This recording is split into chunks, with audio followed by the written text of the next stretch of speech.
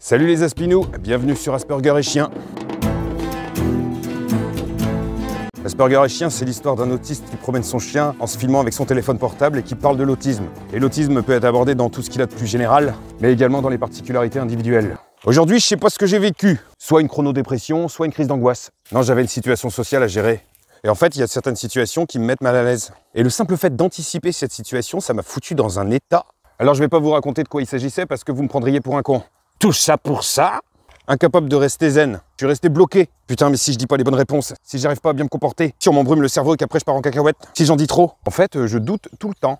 Alors j'ai tenté des trucs, j'ai dit à ma femme, pas y aller, je peux pas y aller. Mais j'avais pas le choix, je devais prendre mes responsabilités et agir comme un homme. Limite, j'aurais préféré aller à Leroy Merlin, tiens. Du coup, quand je suis à l'approche d'une situation sociale que je sais difficile et compliquée pour moi, j'active le mode le temps s'arrête. Incapable de prendre des initiatives, incapable de prendre des décisions, incapable de penser. Du coup, à la maison, je deviens chiant. Du coup, ma femme, elle a râlé. Elle a dit qu'elle en avait marre de mon autisme, qu'il fallait peut-être pas que je m'identifie trop à ça. Et elle trouve que c'est de pire en pire. Sur ce point, je suis obligé de lui donner un peu raison.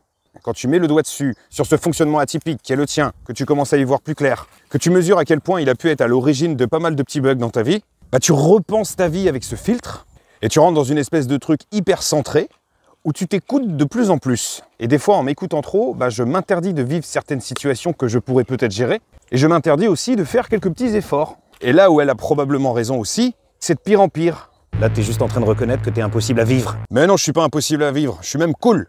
Par contre, il y a certains aspects de ma vie pour lesquels j'ai plus du tout envie de faire d'efforts. Et pour lesquels d'ailleurs j'en suis presque devenu incapable. En fait, des fois, rien qu'à penser à tout ce que ça m'a coûté par le passé, ça me fatigue. Et j'ai même plus envie.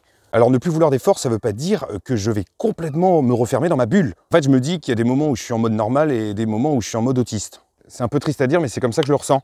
Même si chacune de ces deux facettes constitue le même bonhomme et relève d'un seul et unique fonctionnement. Pendant très longtemps, j'ai eu le sentiment d'être dans une espèce de lutte hypocrite. Ça veut dire que je dépensais une énergie de dingue pour essayer de paraître à peu près bien en société et dans mes relations. Et maintenant, à 40 ans, j'ai plus envie d'être comme je suis sur le moment. Pas chercher à compenser, pas chercher à être autre chose. En fait, j'aimerais juste être moi-même tout le temps. Et être moi-même, ça dépend de certaines conditions. Je peux pas rentrer dans les cases si les conditions sont pas réunies. En fait, je pense pas que l'autisme, il empire avec les années. C'est juste qu'à force de suradaptation, à un moment, tu risques l'inadaptation. Parce que je sais précisément comment se comporter en fonction des différentes situations. Ça, je l'ai appris et je l'ai mis souvent en application. Mais à un moment, j'ai beau avoir la fiche, le cahier des charges dans ma tête, je n'ai juste pas la force. J'ai pas la force de faire le singe, de jouer un rôle. En fait, ce soir, j'alterne entre deux sentiments. Je suis en colère contre moi autant que je culpabilise envers moi-même. Je suis en colère parce qu'à chaque fois que je vis des moments sociaux, qu'ils soient pénibles ou pas, ça peut être des choses positives aussi. Parfois, je suis très content de les avoir vécus, de m'être senti bien connecté dans la relation. Et après, je suis sur les rotules. En fait, il y a une part de moi qui est contente de se sentir intégrée, une autre qui a pleinement conscience d'être sur une scène de théâtre, une autre qui s'en veut de ne pas parvenir à être vraiment naturelle, une autre qui va être complètement fatiguée et qui va voir après coup les moments positifs comme des moments de tension intérieure. En fait, j'ai l'impression qu'une journée dure 2 semaines. À un moment, j'en ai marre. J'ai plus envie que mes facettes soient fonctionnelles ou utiles. Je veux juste qu'elles me correspondent. Parce que je suis tout le temps autiste. Et tout ça, ça passe par accepter de faire sauter ses verrous. Donc ça passe par se connecter à soi et assumer ce que l'on est. Il y a des situations que je ne supporte pas. Je vois pas pourquoi il faudrait que je me les inflige. Il y a des situations que j'arrive à gérer sur un laps de temps déterminé. Je vois pas pourquoi je devrais lutter pour les faire durer davantage.